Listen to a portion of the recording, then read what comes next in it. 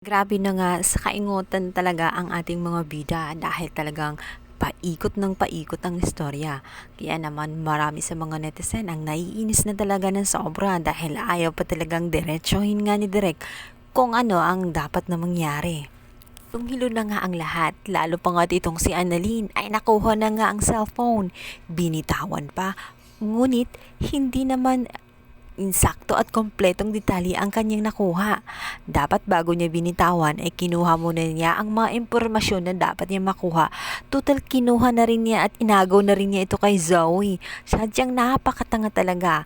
Ngayon wala siyang tibay na ebidensya sapagkat hindi niya narinig ang buong detalye na sinabi nga nitong si Moira.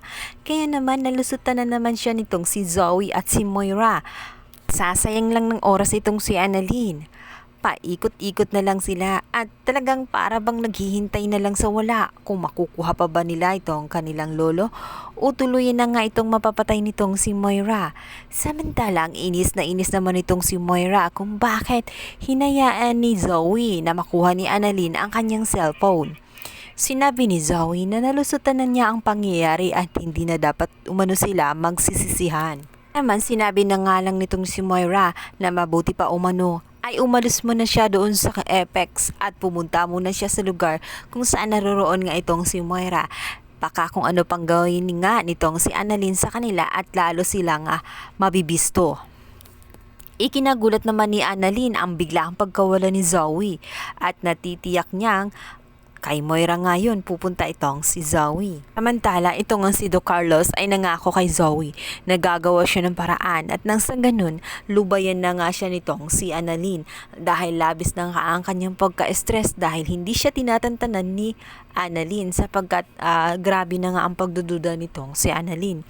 Kaya naman nagpang-abot si Annalyn at itong si Do Carlos sa loob ng Apex. Sinabi ni Annalyn na nawawala nga daw si Zoe. Sumagot naman itong si Do Carlos na nawawala nga ba o may iniiwasan sapagkat pinagdududahan siya sa kanyang lolo. Kaya naman, labis na pinagtaka ni Giselle ang naging reaksyon nitong si Do Carlos. Dito nga niya sinabi kung bakit ganun ang kanyang sinabi na sa tono ng kanyang pananalita ay parang pinapanigan pa niya itong si Zoe kung ikumpara dito kay Annalyn. Kad namang magpapalusot itong si Do Carlos at sasabihin niyang hindi na pinapanigan itong si Zoe at wala umano silang koneksyon. Kaya hindi mangyayari ang iniisip nitong si Giselle.